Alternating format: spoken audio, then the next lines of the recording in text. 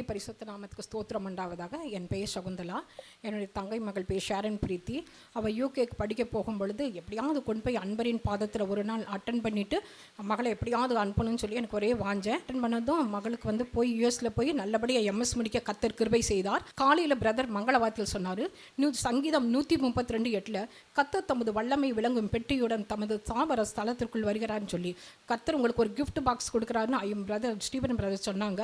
அதே evening phone பண்ணும்போது எங்கள் பாப்பா சொன்னால் அதில் முதல் மார்க்கு நான் தான் அந்த யூனிவர்சிட்டியிலன்னு சொல்லிட்டு இந்த யூகேயில் முடித்ததும் அவள் பாப்பா எங்கள் பொண்ணு நல்லா முடிச்சிருச்சு. முடிச்ச பிறகு வேலைக்காக எங்கள் பொண்ணு அவங்க சொன்னாங்க, நீ ஸ்டூடெண்ட் விசாவில் இருந்தீங்கன்னா அதிகமாக கட்ட வேண்டியது இருக்குது ஹாஸ்டலுக்கு, நீ வேலை கிடைச்சதும் போ அப்படின்னு சொல்லி அனுப்பிச்சுட்டாங்க. நான் டிசம்பரில் பிரதர்கிட்ட ரொம்ப கண்ணீரோடு ஜாம் பண்ணேன். பிரதர் சொன்னார், அவளுக்கு புதிய வாசல் திறந்தாச்சுன்னு சொன்னார்.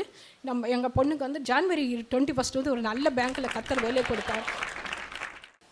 2019 என்னோட மகனை நாங்கள் கனடாவுக்கு படிக்கிறதுக்காக அனுப்பியிருந்தோம். அதுக்கு முன்னாடி பிரதர்கிட்ட ஜெபம் பண்ணிக்கிட்டோம். அப்போ பிரதர் ப்ரேயரில் சொன்னாங்க, நீ அந்த தேசத்தை சுதந்திரித்து கொள்வாய், நீ என்ன கஷ்டம் வந்தாலும் தேவன் உன் கூட இருந்து உனக்கு அந்த காரியத்தை வாய்க்க பண்ணுவாருன்னு. இந்த 5.5 இயர்ஸில் அவனை 2 பேர் அவனை ஏமாற்றிருக்காங்க. ஒருத்தர்கிட்ட பணம் கொடுத்து அவன் ஏமாந்துட்டான்.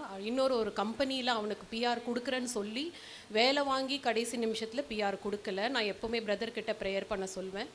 ஸோ இப்போ அவனுக்கு ஆண்டவரோட கிருபையால் அவன் பிஆர் கார்டு அவன் கையில் கிடச்சிருச்சு. அதுக்கு நான் கர்த்தருக்கு கொடான கொடி ஸ்தோத்திரம் செலுத்துகிறேன். பிரதருக்கும் நான் நன்றி சொல்கிறேன்.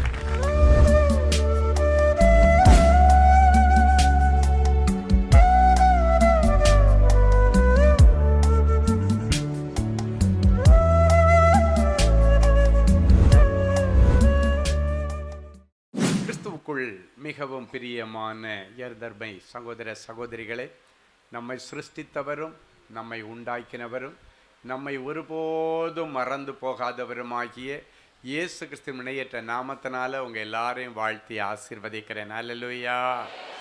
எல்லாரும் சந்தோஷமா இருக்கீங்களா? என் வேதம் சொல்லுகிறது, என்னுடைய நாமத்தை பிரஸ்தாபப்படுத்துகிற எந்த ஸ்தானத்திலும் நானே நேரம் உங்களை ஆசீர்வதிப்பேன். ஆமேன். இந்த உலகத்தில் உங்களுக்கு அநேக பிரச்சனைகள் உண்டு, வியாதிகள் உண்டு, கடன் பாரங்கள் உண்டு. ஆனாலும் அவை எல்லாவற்றையும் ஒரே ஒரு வார்த்தையை அனுப்பி மாற்றி போடுகிற இயேசு நம் அருகாமையிலே உண்டு. ஹல்லேலூயா. அவர் எல்லாவற்றையும் பார்த்து கொள்வார். எனவே சிறிது நேரம் நானும் எனக்கு வாழ்வு தருகிற ஆண்டவருடைய வார்த்தைகளும் என்று சொல்லி யார் யார் ஆண்டவருடைய சத்தத்திற்கு உங்கள் இருதயத்தை திறந்து கொடுப்பீர்களோ ஆண்டவருடைய வார்த்தையை கேட்டுட்டு இருக்கும் பொழுதே அற்புதங்கள் நடக்கும். ஆமேன். இந்த நாளிலும் ஆண்டவருடைய பாதப்படியில் அமர்ந்து, ஆண்டவரே என் பிள்ளைகளுக்கு என்ன மங்கள வார்த்தை சொல்ல விரும்புகிறேன். தேவ சமூகத்திலே ஜெபத்திலே தரித்திருந்த பொழுது கர்த்தர் உங்களுக்காக கொடுத்த மங்கள வார்த்தை மத்தேயு எழுதின சுவிசேஷம் 6ஆம் அதிகாரம் 12வது வசனம் இப்படியாய் சொல்லுகிறது. எடுத்து வாசிப்போமா? எங்கள் கடனாளிகளுக்கு நாங்கள் மன்னிக்கிறது போல எங்கள் கடன்களை எங்களுக்கு மன்னியும். இந்த நாள் செய்தியின் தலைப்பு மன்னிப்பின் ஆசீர்வாதங்கள். அடுத்தவங்களை மன்னிக்கிறதுனால உங்களுக்கு என்னென்ன நல்லது நடக்கும், ஆண்டவர் நம்ம மன்னிக்கிறதுனால நமக்கு என்னென்ன நடக்கும். ஸோ மன்னிப்பின் ஆசீர்வாதங்களை குறித்து தான் இன்றைக்கு ஆண்டவர் செய்தியிலே சொல்ல விரும்புகிறார். 2000 வருஷங்களுக்கு முன்பாக சீடர்கள் இயேசுவிடத்தில் நாங்கள் எப்படி ஜெபிக்கணும்னு எங்களுக்கு கற்றுக் கொடுங்க அப்படின்னு கேட்டாங்க. அப்போ இன்ன விதமாய் ஜெபியுங்கள் என்று ஒரு மாடல் ப்ரேயர் ஆண்டவர் கற்றுக் கொடுத்தார். அது எல்லாருக்கும் தெரியும். பரமண்டலங்களில் இருக்கிற எங்கள் பிதாவே, உம்முடைய நாமம் பரிசுத்தப்படுவதாக, உம்முடைய ராஜ்யம் வருவதாக, உம்முடைய சித்தம் பரலோகத்தில் செய்யப்படுவது போல பூமியிலும் செய்யப்படுவதாக. இது இப்போ உங்கள் எல்லாருக்கும் மனப்பாடமாய் தெரிந்த ஒரு ஜெபம். இந்த ஜெபத்தில் ஒரு வசனம்தான், ஆண்டவரே எங்கள் கடனாளிகளுக்கு நாங்கள் மன்னிக்கிறது போல எங்கள் கடன்களை மன்னியும். இது ஒரு ஜெபம். இன்றைக்கு நிறைய பேர் எங்கள் கடன்களை நீர் மன்னியும், எங்கள் கடன்களை நீர் அடைத்து போடும் என்று அதிகமாக ஜெபிக்கிறீர்கள். ஆனால் இந்த ஜெபத்திற்கு ஒரு நிபந்தனை இருக்கிறது. ஆண்டவர் உங்கள் கடன்களை மன்னிக்க வேண்டுமானால் யார் யாரெல்லாம் உங்களுக்கு கடனாளிகளாக இருக்கிறார்களோ அவர்களை நீங்கள் முதல்ல மன்னிக்கணும். இன்னொரு வசனம் சொல்லுகிறது, மன்னியுங்கள் அப்பொழுது உங்களுக்கு மன்னிக்கப்படும். இந்த மன்னிப்பு ஆண்டவருடைய பிள்ளைகளுக்கு ஆண்டவர் கொடுத்திருக்கிற ஒரு உன்னத அனுபவம். இன்றைக்கு புருஷனை மன்னிக்க முடியாத மனைவிகள் இங்கு வந்திருக்கிறீர்கள், மனைவியை மன்னிக்க முடியாத புருஷர்கள் வந்திருக்கிறீர்கள், பிள்ளைகளை மன்னிக்க முடியாத பெற்றோர்கள் இங்கு வந்திருக்கிறீர்கள், பெற்றோரை மன்னிக்க முடியாத பிள்ளைகள் வந்திருக்கிறீர்கள். அதுவல்ல கிறிஸ்தவம். நிபந்தனையற்ற விதத்திலே மன்னிக்கிறது தான் கிறிஸ்தவம். இயேசு கிறிஸ்து இந்த பூமியிலே வாழ்ந்த நாட்களிலே அவருக்கு சிலுவை தண்டனை, மரணத்தை தீர்ப்பு செய்த ஆள் முதல் கொண்டு அதை நிறைவேற்றுவதற்கு உறுதுணையாய் இருந்த சகல வேத பாரகர்களாக இருக்கட்டும், பரிசேயராக இருக்கட்டும், சதிசேயராக இருக்கட்டும், அல்ல ஜனங்களாக இருக்கட்டும், இல்லை மிலிட்ரி ஆஃபீஸர்ஸாக இருக்கட்டும், போர் வீரர்களாக இருக்கட்டும், ரோமர் சேவர்களாக இருக்கட்டும், ஆண்டவர் கடைசியாக செய்த ஒரு ஜெபம் என்ன தெரியுமா? ஆண்டவரே, இவர்கள் செய்கிறது என்னவென்று தெரியாமல் செய்கிறார்கள், இவர்களை மன்னியும் என்று சொல்லி மன்னித்து தன்னுடைய ஜீவனை அப்படியே பிதாவிடத்திலே ஒப்பு கொடுத்தார். இயேசுவை கொலை செய்தார்கள் என்று ஒரு நாளும் நீங்கள் எங்கேயும் பேசி தெரியக்கூடாது. அவரை யாராலும் கொல்ல முடியாது. அவர் விரும்பி தன் ஜீவனை கொடுத்தார். இந்த உலகத்தில் அவர் கொடுத்த ஜீவன்தான், நமக்காக சிந்தின அந்த இரத்தம் தான் நம்மை பாவத்திலிருந்து, சாபத்திலிருந்து, அக்கிரமங்களிலிருந்து விடுதலையாக்கி நம்மை மோட்ச வாழ்விற்கும் பரலோக வாழ்விற்கும் சொந்தக்காரியாய் மாற்றி இருக்கிறது. அவரை கொலை செய்ய அவர்கள் திட்டம் போட்டது உண்மை, கொலை தண்டனை அவர் மேல் சுமத்தப்பட்டது உண்மை, அவர் மேல் சிலுவையை சுமந்து கொண்டு அவர் கல்கதாவுக்கு போனது உண்மை, அடிக்கப்பட்டது உண்மை, நொறுக்கப்பட்டது உண்மை, சிலுவையில் அறையப்பட்டது உண்மை, சிலுவையிலே தொங்கிக் கொண்டிருக்கும் பொழுது அவர் பேசின காரியங்கள் உண்மை. அதில் ஒன்று, ஆண்டவரே இவர்களை நீர் மன்னியும். அப்புறம் ஒரு உன்னதமான காரியத்தை சிலுவையில் அவர் கற்றுக் கொடுக்கிறார். என் அன்பு தேவனுடைய பிள்ளைகளை இவர்களை மன்னியும்னு சொல்லும் பொழுது சொல்லுகிறார், இவர்கள் செய்வது இன்னதென்று தெரியாமல் செய்கிறார்கள். யாரை பார்த்து சொல்கிறாரு? வேத பண்டிதர்களை பார்த்து. அவங்களுக்கு எல்லாம் தெரியும். ஆனால் ஆண்டவர் ஏன் இவர்கள் செய்வது இன்னதென்று தெரியாமல் செய்கிறார்கள்னு சொன்னாருன்னா, அவர்களுக்குள் இருந்து ஒரு ஆவி அவர்களை இயக்குகிறது. அது குறை சொல்லுகிற ஆவியாக இருக்கலாம், குற்றம் கண்டுபிடிக்கிற ஆவியாக இருக்கலாம், அடுத்தவர்களுக்கு விரோதமாய் கிரியைகளை செய்கிற ஆவிகளாக இருக்கலாம். இவர்கள் அல்ல ஆண்டவரே, இவர்களுக்குள் இருந்து ஒரு கிரியையை நடப்பித்து கொண்டிருக்கிறது ஒரு ஆவி. எனவே இவர்களை மன்னியும் என்று சொல்லுகிறார். நிறைய பேர் இந்த இடத்துல வந்திருக்கிறீங்க. நீங்கள் தெரிஞ்சு சில காரியங்களை செய்கிறத விட தெரியாமலே சில காரியங்களை செய்யும்படி உங்களுடைய கண்களை மறைத்து பிசாசு உங்களுக்குள் இருந்து சில காரியங்களை செய்கிறான். அதன் நிமித்தம் அடுத்தவருடைய இருதயம் துக்கப்படுகிறது, அடுத்தவருடைய இருதயம் பாதிக்கப்படுகிறது. அதன் நிமித்தம் பரலோகத்தை நோக்கி அவர்கள் கதறுகிறார்கள். அந்த கதறலும் கண்ணீரும் நமக்கு சாபமாய் மாறிவிடுகிறது. எனவே இன்றைக்கு ஆண்டவர் சொல்லுகிறார், அடுத்தவர்களுடைய குற்றங்களை நீங்கள் மன்னித்தால் கர்த்தர் உங்கள் குற்றங்களை மன்னிப்பார். உங்கள் கடனாளிகளுக்கு நீங்கள் மன்னித்தார் கர்த்தர் உங்களுடைய கடன்களை மன்னித்து உங்களுக்கு ஒரு மறுவாழ்வு கொடுத்து இன்னைக்கு பிறகு நீங்கள் நல்ல ஆசீர்வாதமாக இருக்கணும்னா முதல்ல நிபந்தனையற்ற விதத்தில் அடுத்தவங்களை மன்னிக்கணும். நிறைய பேர் பார்த்திங்கன்னா ஒரே வீட்டில் 2 ஸ்டவ் ஓடும். ஒன்று புருஷன் சமைப்பார், இன்னொன்று மனைவி சமைப்பாங்க. மனைவி சமைக்கிறத சில இடங்களில் புருஷன் சாப்பிட்றதில்ல, புருஷன் சமைக்கிறத மனைவி சாப்பிட்றதில்ல. சில இடங்களில் மாமியார் சமைக்கிறத மருமக சாப்பிட மாட்டா, மருமக சமைக்கிறத மாமியார் சாப்பிட மாட்டாங்க. அப்படி அல்ல, யாரோ ஒருவர் தப்பு பண்ணி இருக்கலாம். நம்ம ஒன்றும் புனிதர்கள் கிடையாது, பரிசுத்தவான்கள் கிடையாது, நம்ம ஒன்றும் இயேசுநாதர் கிடையாது. இந்த உலகத்தில் மனிதர்களாய் பிறந்தவர்கள் சில தப்புகளை செய்வார்கள். ஆனால் அந்த தப்புகளை தொடர்ந்து செய்யக்கூடாது. ஒரு முறை நீங்கள் தப்பு பண்ணினீங்கன்னா அதன் பிறகு அதை திருத்தி கொண்டு ஒரு புது சிருஷ்டியாக மாறுறதுக்கு நீங்கள் முயற்சிக்கணும். இன்றைக்கு உங்களை நீங்கள் பரிசுத்தம் பண்ணிக்கொள்ளுங்க, உங்கள் வாழ்க்கையில் அற்புதங்கள் நடக்கும், உங்கள் குடும்பத்தில் அற்புதங்கள் நடக்கும். என் அன்பு தேவனுடைய பிள்ளைகளே, இன்னைக்கு யாரையும் மன்னிக்க முடியாத இருதயத்தின் கடினத்தை ஆண்டவர் எடுத்து போடுகிறார். நீங்கள் போய் ஈகோ பார்த்துட்டு அவளாக வந்து மன்னிப்பு கேட்டால் நான் வேணா மன்னிச்சுக்கிறேன் பிரதர், இல்லைன்னா அவனாக வந்து மன்னிப்பை கேட்டால் நான் மன்னிச்சுக்கிறேன் பிரதர், அதுவல்ல கிறிஸ்தவம். நீ இறங்கி போனோம். அவர் நம்மை ரட்சிப்பதற்காக மரண பரியந்தம், அதுவும் சிலுவையிலே மரண பரியந்தம் கீழ்ப்படித்தவராகி தம்மை தாழ்த்தினார் என்று வேதம் சொல்லுகிறது. அந்த காலங்களில் சிலுவை மரணம் அப்படின்றது ஒரு கொடிய இழிவின் மரணம். ஏன்னா அந்த சிலுவையில் அவங்கள தொங்க விடுகிற அந்த இடத்துல நிறைய வழிப்போக்கர்கள் போவார்கள், நிறைய வியாபாரிகள், வணிகர்கள், தர்ஷீஸுக்கு போகிறவங்க எல்லாம் அந்த பக்கமாக தான் போவாங்க. அந்த பஸ்கா கொடிமுடியில் அந்த கொல்கத்தா மலையின் அடிவாரத்தில் அந்த பக்கம் பார்த்தீங்கன்னா இன்றைக்கும் பெரிய மெயின் ரோடு தான் இருக்கும். எருசலேமில் வீதியில் இயேசுநாதரை சிலுவையில் கூட்டுட்டு போகிறாங்க, சுமக்க வைக்கிறாங்க. ஏன் எருசலேம் வீதின்னா, எருசலேம் வீதியில் தான் நிறைய ஜனங்கள், நிறைய கடைகள் இருக்கிறது. நிறைய ஜனங்கள் அங்கே தான் நெருக்கமாக இருப்பார்கள். அவங்க எல்லாரும் அவரை பார்த்து அவமானமாக பார்க்கணுன்றதுக்காக தான் அந்த சிலுவையை அந்த இடத்துல சுமந்து கொண்டு போகிறார். கடைசி அவர் சிலுவையில் தொங்கப்பட்டு கொண்டிருக்கும் பொழுது கூட வழியில் போன வந்தவன் எல்லாம், அப்படின்னா போனவன் வர்றவன் எல்லாம் பார்க்குற இடத்துல தான் அவரை சிலுவையில் தொங்க விட்டு கொண்டிருந்தார்கள். என் அன்பு தேவனுடைய பிள்ளைகளே, அப்படி இருந்தும் அந்த இழிவான கேவலமான சிலுவை சாவை அவர் ஏற்றுக்கொள்ளுகிற அளவிற்கு தன்னை தாழ்த்தினார். நம்முடைய இரட்சகர் அண்ட சராசரங்களை உண்டு பண்ணினவர் தன்னை அவ்வளவு தரைமட்டம் தாழ்த்தினரே. ஆனால் நீங்களும் நானும் எம்மாத்திரம். இன்னைக்கு அந்த மேட்டிமை உங்களை விட்டு மாறணும். குடும்ப ஆசீர்வாதத்திற்கான ஃபவுண்டேஷனை பற்றி ஆண்டவர் பேசிகிட்டு இருக்கிறார். ஃபவுண்டேஷனை சரி பண்ணினாதான் குடும்பம் அப்படின்ற கட்டடம் உங்கள் வாழ்க்கையில் கரெக்டாக எத்தனை மாடி நீங்கள் எழுப்பினாலும் அது சிறப்பாக போய் வளர்ந்து போயிட்டே இருக்கும். ஏன்னா இன்றைக்கி ஆண்டவர் சொல்கிறாரு, உங்களை தாழ்த்தணும், மேட்டிமை எல்லாத்தையும் தூக்கி போட்டுருங்க. ஈகோ நிறைய குடும்பத்தில் பார்த்தீங்கன்னா கணவன் மனைவிக்குள்ளால் ஒரு ஈகோ. இன்றைக்கி அந்த ஈகோவை தூக்கி போடணும். யார் என் மனைவி தானே பேசுனா, அவளுக்கு இல்லாத உரிமை என்ன இருக்குது? என் புருஷன் தானே பேசினார், அவருக்கு என்கிட்ட பேசுகிறதுக்கு உரிமை இருக்குது. நீங்கள் எல்லாம் இதை பற்றியெல்லாம் பேசக்கூடாது. நிறைய பேர் பார்த்தீங்கன்னா புருஷன் ஒன்று பேசுனா அதை ஏற்றி விடுறதுக்கு பக்கத்தில் 10 பேர் இருப்பாங்க.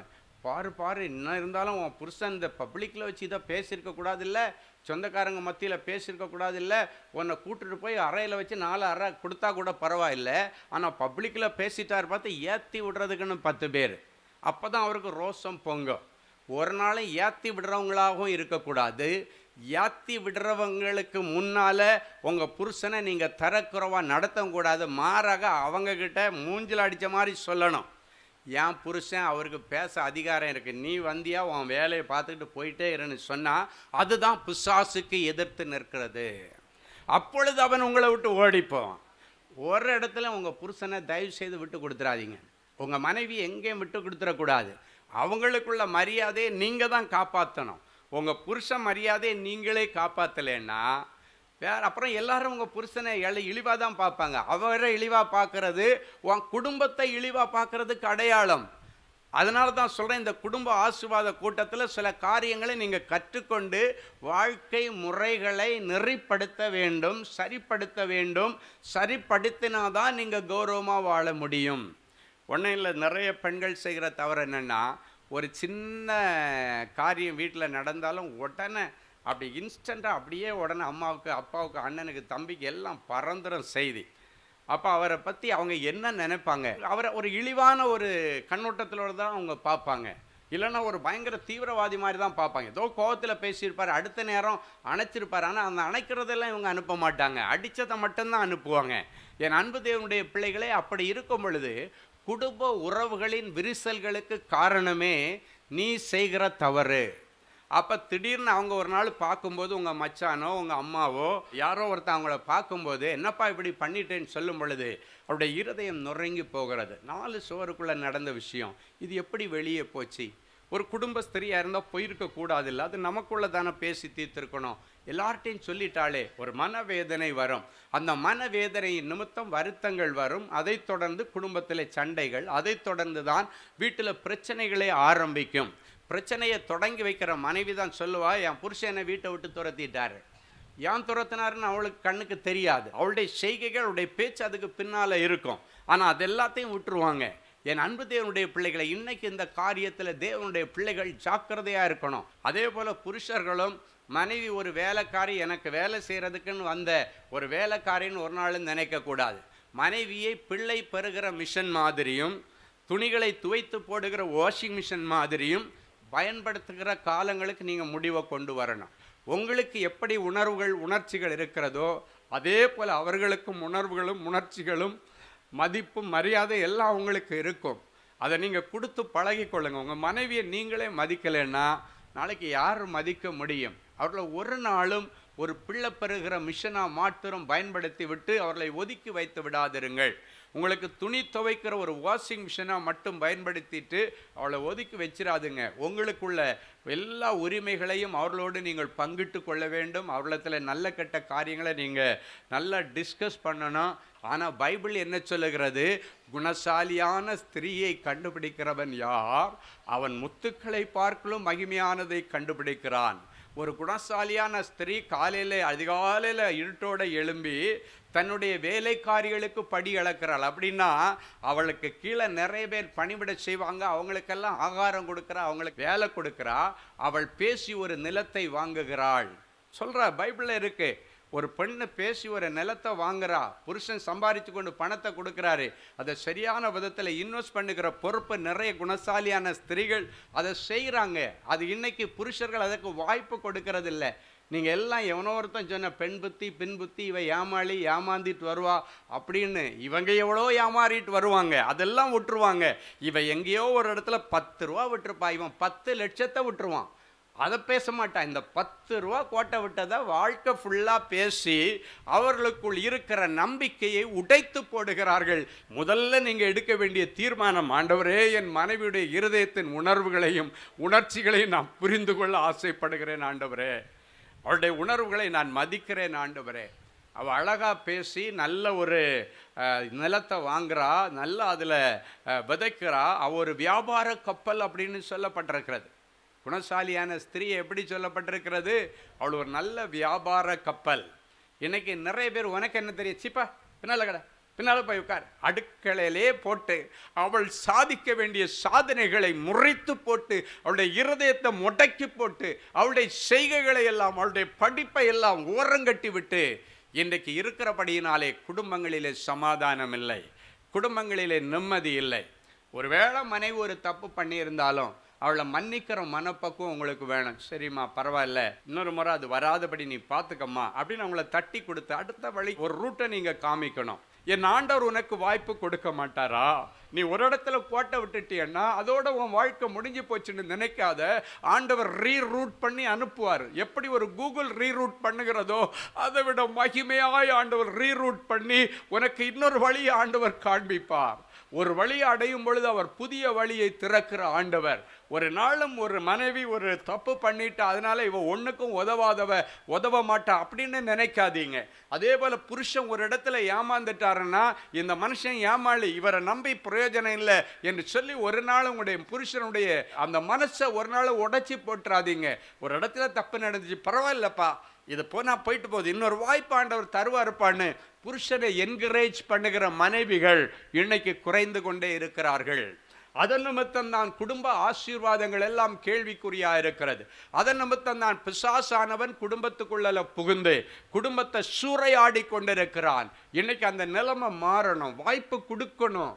ஒரு கூகுள் வாய்ப்பு கொடுக்குதுங்க, அது மனுஷரால் உண்டாக்கப்பட்ட ஒரு படைப்புங்க, கண்டுபிடிப்புங்க. அவர்களை விட அதை விட ஆண்டவர் எவ்வளவு மகிமையான படைப்பாக உங்களையும் என்னையும் படைத்திருக்கிறார். அவர் தன்னுடைய சொந்த சாயலாக படைத்தவர். அப்படின்னா ஆண்டவரை போல மறுபடியும் ரீரூட் பண்ணி உன்னுடைய உறவுகளை சரி செய்கிற ஒரு பழக்கம் இன்னைக்கு ஆண்டவர் உங்களுக்கு தருவாராக. என்ன உங்களுக்காக நான் ஜெபித்து கடந்து வந்திருக்கிறேன். கட்டாயம் குடும்பத்தில் மாற்றங்களை நீங்கள் கொண்டு வர வேண்டும். உங்கள் புருஷன் உங்களுடைய தாழ்மையை பார்த்து சொல்லணும், நேற்றைக்கு வரைக்கும் இவன் இப்படி இல்லையே, ரொம்ப எதிர்த்து பாசுவாளா, வாயாடியாக இருப்பாள, இன்னைக்கு என்ன ஆச்சு, எப்படி உள்ளத்துல மாற்றம், ஏன் இன்னைக்கு எதிர்த்து பேசாமல் இருக்கிறா, ஏன் இன்னைக்கு அமைதியாக இருக்கிறா, என்ன நடந்துச்சு அப்படின்னு உங்களை பார்த்து கேட்கணும். நீங்கள் சொல்லணும், குடும்பம் ஆசீர்வாதமாக இருக்கணும்னா எப்படி இருக்கணும்னு நாங்கள் சொல்லி கொடுத்தாங்கன்னு சொன்னால் அடுத்த மாதம் அவர் சொல்வார், அப்படின்னா நானும் அந்த இடத்துக்கு வர்றேன்னு சொல்லுவார். அல்லேலூயா. எனவே தேவனுடைய பிள்ளைகள் அப்படி உங்களுடைய வாழ்க்கையை நீங்கள் சீர்படுத்தி கொள்ளணும். எனவே மன்னிக்கணும். முதல்ல புருஷன் தப்பு பண்ணாரா? சில இடங்களில் புருஷன்மார்கள் சில தப்பு பண்ணியிருப்பாங்க.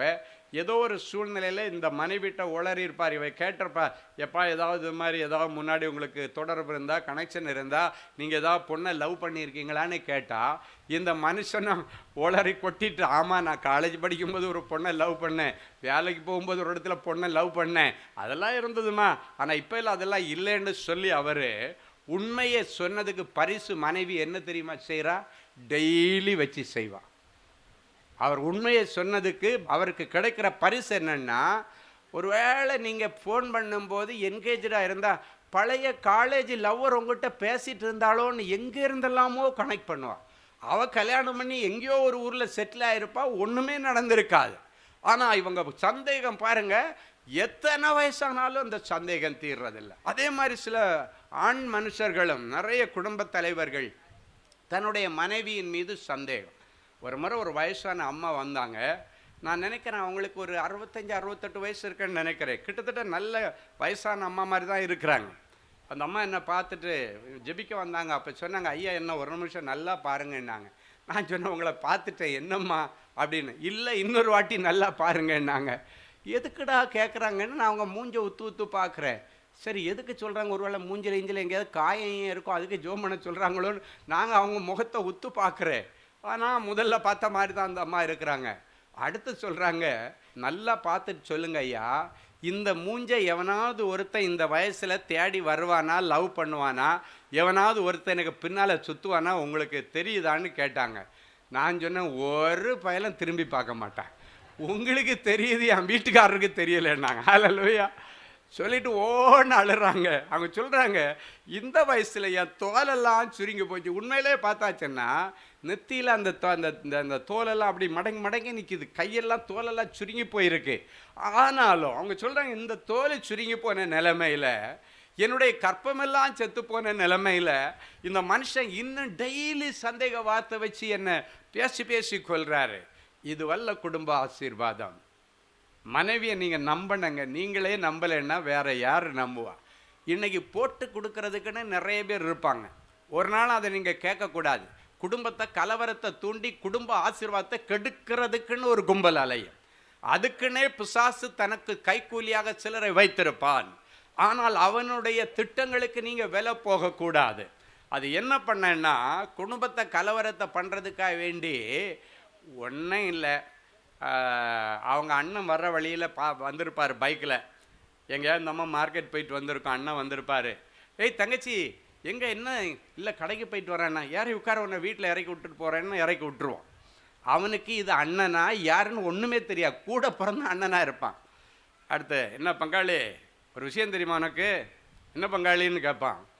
நேத்தைக்கு ஒரு பொண்டாட்டி ஒருத்தன் கூட வந்து பைக்கில் இறங்குனா தெரியுமா உனக்குன்னு கேட்பான். அவ்வளோதான் போச்சு. இவன் வந்து, எம்மா நீ பைக்கில் வந்து இறங்குனேன்னு ஒருத்தன் சொன்னான், யார் மண்ணு கேட்டால் எங்கள் அண்ணன்னு சொல்ல போகிற, அவ்வளோதான். அதுக்குள்ளால எவன் கூட யாரி வந்த, எவன் கூட உனக்கு எத்தனை வருஷமாக தொடர்பு பாருங்க. குடும்ப ஆசீர்வாதம் இன்னைக்கு காற்றில் பறக்கிறது. காரணம் என்னன்னா, ஒருத்தன் போட்டு விட்டான்றதுக்காக வேண்டி அதில் என்ன நடந்துச்சுன்னு கேட்குற ஒரு பொறுமை கூட ஒரு புருஷனுக்கு கிடையாது. ஏன்னா குடும்பத்தை கூறு போடுறது தான் அவனுடைய திட்டம். இன்றைக்கு குடும்ப ஆசீர்வாதத்திற்கான ஃபவுண்டேஷனை இன்னைக்கு சரி பண்ண சொல்கிறாரு. இதெல்லாம் தான் முதல்ல சரிப்படுத்தப்பட வேண்டிய காரியங்கள். இவைகள் சரிப்படுத்தப்பட்டால் அந்த குடும்பம் அழகாக அதன் மேலே கட்டப்படும். பிள்ளைகள் அதன் மேலே, பிள்ளைகளின் பிள்ளைகள், அதன் பிறகு கொள்ளு பேர பிள்ளைகள், அப்படி அழகாக அவங்க வாழ்க்கை கட்டப்பட்டு அழகாக மேட்டின் மீது அரண்மனை போல அந்த குடும்பம் நிலைநிறுத்தப்படும். ஹல்லேலூயா. என் அன்பு தேவனுடைய பிள்ளைகளே, நல்ல தேவ செய்தியை கேட்டீர்கள், அருமையான சாட்சிகளையும் பார்த்தீர்கள். எல்லாருடைய இருதயத்தில் ஒரு கேள்வி, எனக்கு என்னைக்கு பிரதர் இப்படி ஒரு அற்புதம் நடக்கும், ஏன் அது ஆண்டவர் என்னைக்கு செய்யலாம் இல்லை? விசுவாசத்தோடு அப்படியே முழங்கால்களை தாழ்த்துங்கள், கண்களை மூடி நாம் தேவ சமூகத்தை நோக்கி பார்ப்போம். அன்பான ஆண்டவரே உமக்கு நன்றி. நீர் நல்லவர், பெரியவர், பெரிய காரியங்களை செய்கிறோம். ஒரு சின்ன காரியம் கூட என்னுடைய வாழ்க்கையில் நடக்கலேன்னு அழுது கொண்டிருக்கிற பிள்ளைகளுக்கு பெரிய காரியங்களை செய்ய ஆண்டவர் இன்றைக்கு இந்த நிமிஷத்தில் என் பிள்ளைகளுடைய இருதயமாகிய சிங்காசனத்திலே எழுந்தருளுவீராக. என் பிள்ளைகள் இன்றைக்கு உம்மை சுமந்து கொண்டு முழந்தாள் படியிட்டு ஜெபித்து எழும்பும் பொழுது பிள்ளைகளுக்கான நல்ல காரியங்களுக்கான தேவதூதர்கள் வருவார்களாக, பணிவிடை நாவிகள் வருவார்களாக, எலியேசர்கள் வருவார்களாக, கேப்ரியல் தூதியன் வருவானாக. நற்செய்திகள் வரட்டும். இன்றைக்கு இந்த ஜெபம் முடித்து அவர்கள் எழும்பி கண்களை ஏறெடுத்து பார்க்கும் பொழுது, அவங்க மெயிலை ஓப்பன் பண்ணி பார்க்கும் பொழுது, மொபைலை ஓப்பன் பண்ணி பார்க்கும் பொழுது, நீண்ட நாட்கள் இவர்கள் எதிர்பார்த்து கொண்டிருந்த நற்செய்திகளின் பிள்ளைகளுக்கு வரட்டும் சாமி. நீங்கள் எதிர்பார்த்து கொண்டிருக்கிற நல்ல காரியங்களை உங்களுக்கு கொடுக்க உங்கள் மேல் நினைவாய் வந்திருக்கிறேன். அவைகள் தீமைக்கு ஏதுவாய் அல்ல, நன்மைக்கு ஏதுவாகவே நடக்கும். நன்மைக்கு ஏதுவான நற்செய்திகளும் வரும் என்று கர்த்தர் சொல்லி பிள்ளைகளை ஆசீர்வதிக்கிறதற்கு ஸ்தோத்திரம். எனக்கு எப்பொழுது மாறுதல் உண்டாகும் என்று யோபு காத்து கொண்டிருந்தது போல உபத்திரவத்தின் முடிவு நாளுக்காக காத்து கொண்டிருக்கிற என் பிள்ளைகளுக்கு இனியும் கால தாமதம் இல்லாமல் என் பிள்ளைகளுடைய உபத்திரவங்களுக்கு முடிவை கொண்டு வாரும். உபத்திரவத்தின் முடிவு வரும் பொழுது யோபுவுக்கு இரட்டிப்பான நன்மையை கொடுத்த ஆண்டவர் என் பிள்ளைகளுக்கும் இரட்டிப்பான நன்மைகளை கொடுத்து இவர்களை கனம் பண்ணுவீராக. இவர்கள் தரித்திரம் மறைவதாக, கடன் பிரச்சனைகள் மறைவதாக, நிந்தைகள் மறைவதாக, அவமானங்கள் மறைவதாக, கோர்ட்டு கேஸுக்கு இன்றைக்கு ஒரு முடிவு வருவதாக. நீண்ட நாட்களாய் இருதயத்தில் ஏங்கி கொண்டிருக்கிற என் பிள்ளைகளுடைய உணர்வுகளையும் அவருடைய மன விருப்பங்களையும் நீர் அறிந்திருக்கிறீர். வேதம் சொல்கிற இந்த வார்த்தையின்படி பிள்ளைகளை ஆசீர்வதிக்கிறேன். கர்த்தருக்குள் மனமகிழ்ச்சி ஆயிரு, அவரின் இருதயத்தின் வேண்டுதல்களை எல்லாம் உனக்கு அருள் செய்வார் என்ற வார்த்தையின்படி இருதயத்தின் வேண்டுதல்களை எல்லாம் என் பிள்ளைகளுக்கு நிறைவேற்றித்தார். நிறைஞ்ச மனசில் பிள்ளைகளை ஆசீர்வதிக்கிறேன் இயேசுவின் மூலம் பிதாவே. ஆமேன், ஆமேன். ஜெனசிஸ் கிரியேஷன்ஸ் மீடியா அகாடமி நடத்தும் சம்மர் பிரேக் ஸ்கில் மேக் பள்ளி பயிலும் மாணவ மாணவியருக்கு ஒரு அரிய வாய்ப்பு. இந்த வருடம் கோடை விடுமுறையை முன்னிட்டு எங்களது ஜெனசிஸ் கிரியேஷன்ஸ் மீடியா அகாடமியின் மூலம் குறைந்த கட்டணத்தில் 7 தினங்களில் photography, videography, Photoshop, video editing ஆகிய தொழிற்கல்விகளை மிக சிறந்த முறையில் பயிற்றுவிக்க நாங்கள் திட்டமிட்டுள்ளோம். மேலும் விவரங்களுக்கு 7824850999 என்ற எண்களை தொடர்பு கொள்ளவும். அன்பு தேவனுடைய பிள்ளைகளே, இந்நிகழ்ச்சியின் மூலம் நீங்கள் பெற்றுக்கொண்ட ஆசீர்வாதங்களை உங்கள் ஜெப விண்ணப்பங்களையும் அனுப்ப வேண்டிய முகவரி தேவனின் அன்பு ஊழியங்கள், எண் 340B/1A 3B1 Vinayak avenue, OMR road, Okkiyam, Thoraipakkam, Chennai 600097. இது இந்தியன் ஆயில் பெட்ரோல் பங்க் எதிரில் அமைந்துள்ளது மற்றும் காக்னிசன்ட் டெக்னாலஜி சொல்யூஷன்ஸ் அருகிலும் அமைந்துள்ளது. மின்னஞ்சல் prayer@godsloveministries.co.in. எங்களது இணையதளம் www.godsloveministries.co.in. மேலும் 24 மணி நேர ஜெப உதவிக்கு 044-5447-999 மற்றும் 9941950999 என்ற எண்களுக்கு தொடர்பு கொள்ளுங்கள். கர்த்தர் தாமே உங்களை ஆசீர்வதிப்பாராக.